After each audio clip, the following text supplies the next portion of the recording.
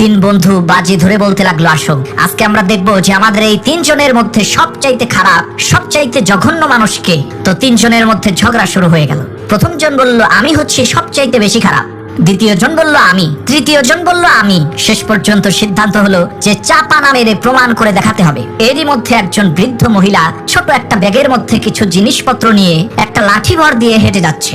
সিদ্ধান্ত অনুযায়ী প্রথম বন্ধু যে ওই বৃদ্ধ মহিলার লাঠিটা তার হাত থেকে নিয়ে ফেলে দিল। এরপর বলতে লাগলো, দেখেছিস আমি কত বড় জঘন্য মানুষ।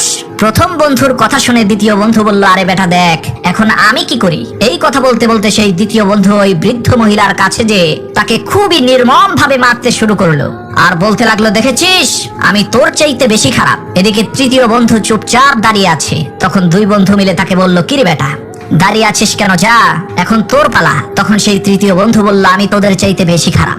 তার এই কথা শুনে দুই বন্ধু বলতে লাগলো, আরে বেটা তাহলে প্রমাণ করে দেখা, না হলে বিশ্বাস করব কিভাবে। তখন সেই 3 নম্বর বন্ধু বলতে লাগলো, আরে ভাই যে মহিলাকে তোরা এত নির্যাতন করলি ওই মহিলাটা আমার মা ছিল। আমার বৃদ্ধ মাকে এই রকম নির্যাতন হতে দেখার পরেও আমি কোনো কথা না বলে চুপচাপ দাঁড়িয়েছিলাম। তাহলে বল আমার চাইতে খারাপ মানুষ কেউ কি আছে?